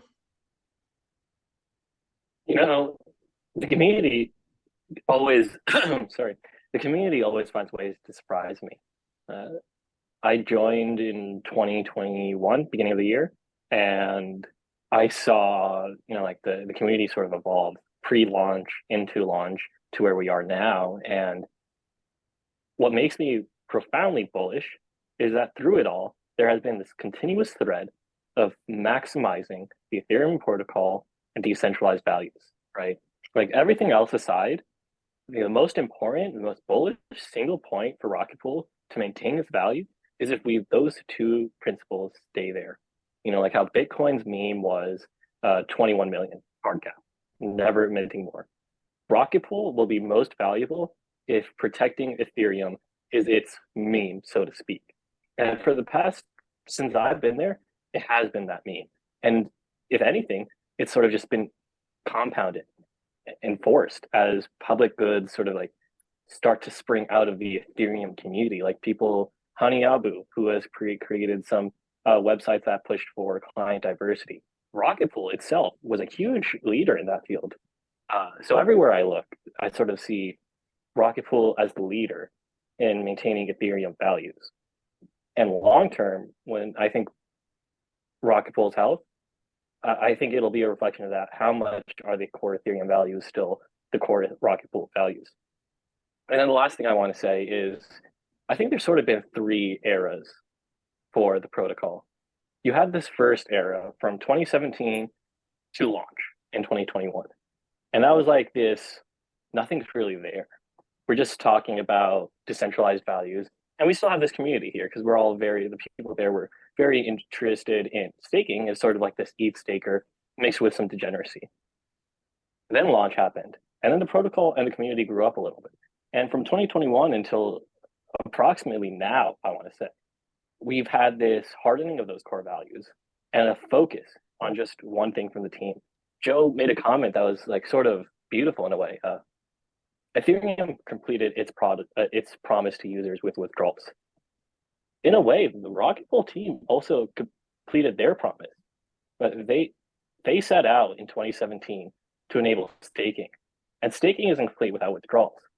But the Rocketpool core team has sort of like finished their goal, and now it's the time for the community to sort of take the lead. So that first era was the idea coming to its existence. The second era from 2021 to now was the first step.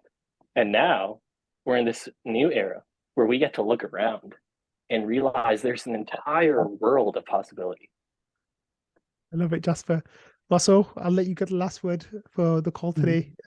Yeah. I mean, there's a lot to be excited about in the near term. Like Atlas is this amazing achievement, and we talked a lot about it. It's definitely worth looking closely at it, learning a lot about it, celebrating it, getting just really excited about it. It's a really, really big deal. It's kind of a pivotal kind of hockey stick moment for Rocketpool. It's like, it's not to be taken lightly. It's a huge, huge deal.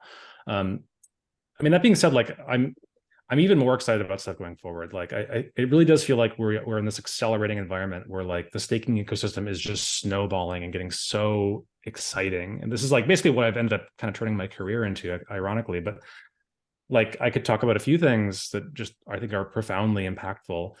We didn't even talk about eigenlayer, but eigenlayer is this idea that we can just like really dramatically change the sort of return for operators, at very marginal risk, like additions. And that could be a really powerful thing that creates this giant influx of operators, because the best way to get a yield suddenly is to do this. That is sort of like, it's almost like tailor-made for Rocketpool too. I think Jasper was the person who had the quote that eigenlayer is sort of the generalized version of Rocketpool. I think that's just a great way to think about it. Like it's like a perfect marriage, and that could be a really powerful thing for Rocketpool. It's not even that far away. It's like they just hit testnet like a week ago. It's probably going to hit mainnet, I don't know, in a few months. It's a big deal. Another one is like LEB4s, like, which is sort of like the version 2 of Atlas, maybe, right? Like with Atlas, we get sort of 3x potential for supply. If we get to LEB4s, I think we will, it's a 7x. And what I think is probably going to happen is that we're going to launch LEBs. It'll be a massive success in some way. We're going to grow a lot. And I think the research that Ken did, like credit to Ken, I think we already can justify going to 4 ETH collateral, like with the numbers today.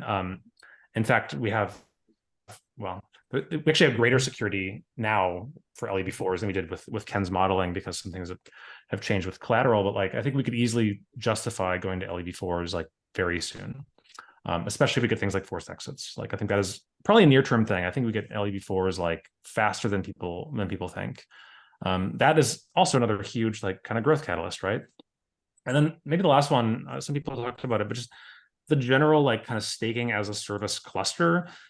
I mean, this can be DBT, it can be like staking protocols. Like we talked about NodeSet a little bit. I think NodeSet is really cool because it basically removes every growth constraint. We are not constrained on like technical operators. We're not constrained on ETH holders or RPL holders. It's really like anyone can come in individually and contribute what they have and grow the protocol in any way they can or want to. It's a really, really cool thing that I think is a really big deal for Rocketpool. But like, there's so many things like that are coming, and each one of them individually is just super, super awesome and has a great impact to staking, to Ethereum, to Rocketpool.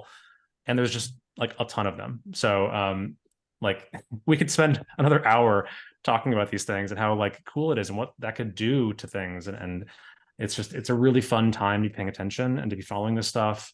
I really feel like we're turning a corner, and maybe Atlas is that corner. It kind of feels like it is, but like it feels like we're really at this kind of edge of just doing something really big, and I'm like pretty excited about it, I guess, obviously. So that's my bullishness. I'm pretty stoked about where we are. Love it.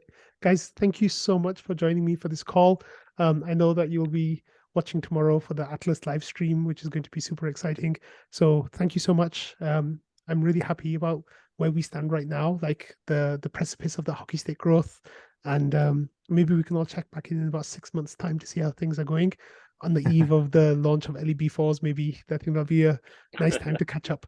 But I hope you all have a lovely Atlas day. I hope you all had a lovely all-time high day, which is one of my favorite days of all time. So I love those. But thank you for taking the time for this call. Like, it's been wonderful getting all your ideas and your opinions and your perspectives. And I'm sure the community is going to absolutely love this. So I'll see you all tomorrow.